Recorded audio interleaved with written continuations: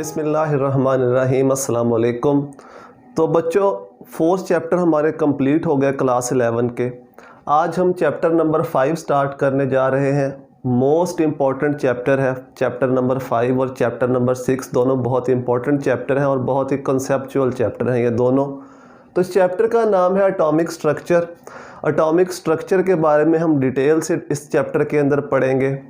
Electron कैसे discover हुए, proton neutron की डिस्कवरी कैसे हुई, उनकी प्रॉपर्टीज़, न्यूक्लियस कैसे डिस्कवर हुआ, फिर एटॉमिक मॉडल्स को कैसे प्रपोज किया, किन किन साइंटिस्ट ने प्रपोज किया, एटम के अंदर इलेक्ट्रॉन की पोजीशन क्या होती है वो हम क्वांटम नंबर्स के अंदर डिस्कस करेंगे। फिर उसके लास्ट पे हम इलेक्ट्रॉनिक कन्फिग्रेशन के बारे में पढ़ेंगे। तो आज हम स्टार्ट करने जा रहे हैं पहले फंडामेंटल पार्टिकल की डिस्कवरी से। डिस्कवरी ऑफ इलेक्ट्रॉन, इलेक्ट्रॉन की डिस्कवरी कैसे हुई। तो पहले हम डिस्कवरी ऑफ कैथोड रेस पढ़ेंगे, कैथोड रेस कैसे डिस्कवर हुई। फिर जब उसकी हम प्रॉपर्टीज़ को डिस्कस करेंगे कैथोड रेस की, फिर वहाँ पे हम डिस्कवरी ऑफ इलेक्ट्रॉन की बात करेंगे। तो डिस्कवरी ऑफ कैथोड रेस पहले हम बात कर लेते हैं। 1878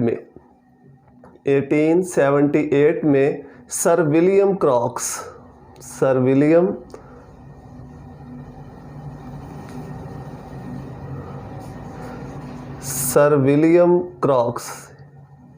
इन्होंने कैथोड रेस को डिस्कवर किया, कैथोड रेस के बारे में बताया। अभी जो सर विलियम क्रॉक्स है ये एक्सपेरिमेंट कर रहे थे डिस्चार्ज ट्यूब के अंदर गैसेस में से करंट को पास ऑन करने के लिए। एक्चुअली आपको पता है कि जो गैसेस होती हैं वो नॉन कंडक्टर होती हैं, उनमें से करंट जो है वो इजीली पास ऑन नहीं होता, स्पेशली एट नॉर्मल प्रेशर, जो हमारा नॉर्मल एटमॉस्फेरिक प्रेशर होता है। तो जब वैक्यूम पंप की डिस्कवरी हुई, उस डिस्कवरी के बाद फिर प्रेशर को, गैसेस के प्रेशर को या एयर के प्रेशर को लो करके उसमें से करंट पास ऑन करने के तजर्बात किए गए। उस दौर के अंदर जब ये एक्सपेरिमेंट परफॉर्म किया गया तो डिफरेंट साइंटिस्ट इसके ऊपर काम कर रहे थे। सर विलियम क्रॉक्स भी वही कर रहे थे, वो एयर के प्रेशर को या गैस के प्रेशर को लो करके उसमें से करंट पास ऑन करने की कोशिश कर रहे थे। तो उसी दौरान उन्होंने इस कैथोड रेस को, इन रेस को डिस्कवर किया। तो सबसे पहले हम देख लेते हैं कि डिस्चार्ज ट्यूब होती क्या है। ये डिस्चार्ज ट्यूब एक ग्लास की बनी हुई ट्यूब होती है। इस ग्लास ट्यूब को हम डिस्चार्ज ट्यूब कहते हैं। इसके अंदर दो मेटल के इलेक्ट्रोड्स होते हैं, एक ये इलेक्ट्रोड एक एंड के ऊपर, दूसरा ये इलेक्ट्रोड मेटल से बने होते हैं, किसी भी मेटल से। इनको बैटरी के साथ, हाई वोल्टेज बैटरी के साथ कनेक्ट किया जाता है, अराउंड अबाउट 5000 टू 10,000 वोल्ट, इतने वोल्टेज की बैटरी के साथ इनको कनेक्ट किया जाता है।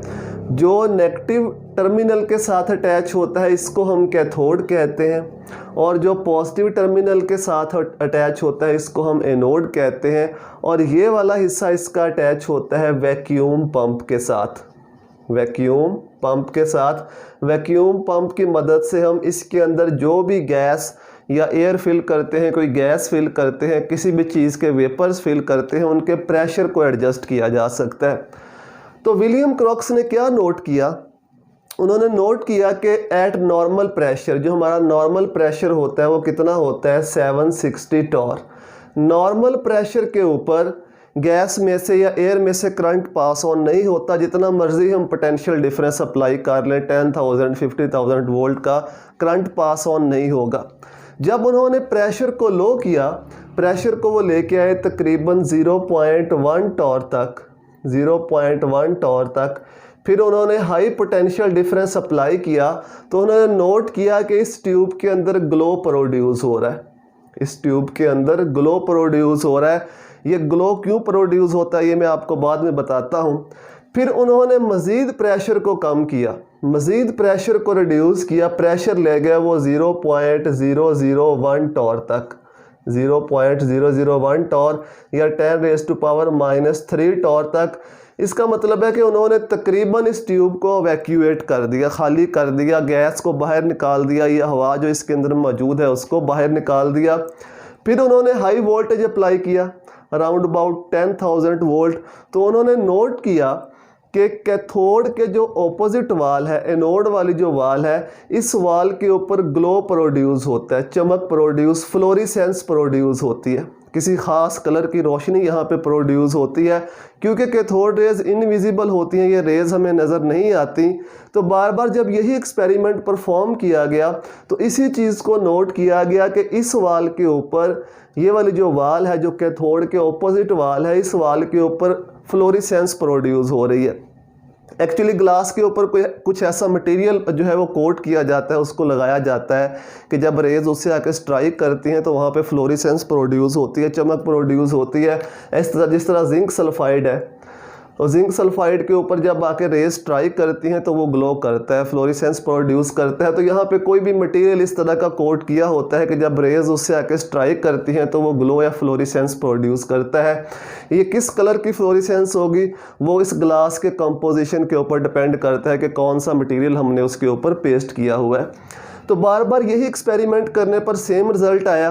तो इससे उन्होंने ये कहा कि कैथोड से कुछ रेज़ निकलती हैं जो कि एनोड की वाल के साथ, जो ये सामने वाली वाल है जो कैथोड के ऑपोजिट वाल है, इस वाल के साथ स्ट्राइक करती हैं, और जब स्ट्राइक करती हैं तो वहाँ पे फ्लोरेसेंस प्रोड्यूस करती हैं। तो उन्होंने इन रेज़ को नाम दे दिया कि ये कैथोड रेज़ हैं। चूँकि ये रेज़ कैथोड से निकल रही हैं तो इन रेज़ को क्या नाम दिया गया, कैथोड रेज़ का। अब मैं आपको बताता हूँ कि जो पहले ग्लो प्रोड्यूस होता था एट दिस प्रेशर, ये क्यों होता था। एक्चुअली आपको पता है कि जो कैथोड रेज होती हैं वो गैस को आयोनाइज कर सकती हैं, ये हमने पहले पढ़ रखा है, cathode rays can ionise gas. तो चूँकि इसके अंदर गैस के मॉलिक्यूल्स मौजूद हैं, इतना प्रेशर हमने किया था, जब वो कैथोड रेज गैस के मॉलिक्यूल से स्ट्राइक करती हैं तो वो गैस के मॉलिक्यूल्स को एक्साइट कर देती हैं। गैस के मॉलिक्यूल्स एनर्जी को एब्जॉर्ब करते हैं, एक्साइट हो जाते हैं, इलेक्ट्रॉन लोअर एनर्जी शेल से चला जाता है हायर एनर्जी शेल में। जब वही इलेक्ट्रॉन वापस लोअर एनर्जी शेल में आता है तो वो उसी एनर्जी को, जो एनर्जी उसने एब्जॉर्ब की थी, जब वो इलेक्ट्रॉन डी एक्साइट होगा वो उसी एनर्जी को खारिज करेगा, एमिट करेगा in the form of light. चूँकि एनर्जी लाइट की फॉर्म में एमिट होती है तो इसलिए हमें ग्लो यहाँ पे नज़र आता है इस ट्यूब के अंदर, जब कैथोड रेज गैस के मॉलिक्यूल्स के साथ स्ट्राइक करती हैं। जब हम बिल्कुल ट्यूब को वैक्यूएट कर देते हैं, खाली कर देते हैं, तो फिर जो ओरिजिनल ग्लो है वो ख़त्म हो जाता है। फिर कैथोड से जो रेज़ निकलती हैं वो तो इनविजिबल होती हैं, जब यहाँ पे आके स्ट्राइक करती हैं इस वाल के साथ तो यहाँ पे फ्लोरेसेंस प्रोड्यूस होती है। उससे हमें पता चलता है कि यहाँ से किसी किस्म की रेज़ निकल रही हैं कैथोड से, जो कि इस वाल के ऊपर ग्लो प्रोड्यूस करती हैं। तो इस तरह से सर विलियम क्रॉक्स ने 1878 में कैथोड रेज़ को डिस्कवर किया। अब इलेक्ट्रॉन की डिस्कवरी कैसे हुई, जब इन कैथोड रेज़ की प्रॉपर्टीज़ को स्टडी किया गया तो उन प्रॉपर्टी से फिर पता चला कि एक्चुअली ये रेज़ नहीं होती बल्कि इन रेज़ के अंदर पार्टिकल्स होते हैं जो बहुत तेज़ रेज़ की फॉर्म में हमें मूव करते हुए नज़र आते हैं। उन पार्टिकल्स को फिर 1897 में जे थॉमसन ने उन पार्टिकल्स को इलेक्ट्रॉन्स का नाम दिया। तो जब हम प्रॉपर्टीज़ को डिस्कस करेंगे वहाँ पे हम ये बात करेंगे। उम्मीद है कि ये डिस्कवरी आपको समझ में आ गई होगी कि जो कैथोड रेज़ हैं उनकी डिस्कवरी कैसे हुई। अगर आपको ये वीडियोस हेल्पफुल लगती हैं अपने दोस्तों के साथ शेयर करें, उनको बताएं ताकि वो भी हेल्प ले सकें। दुआ में याद रखिएगा। अल्लाह हाफिज़।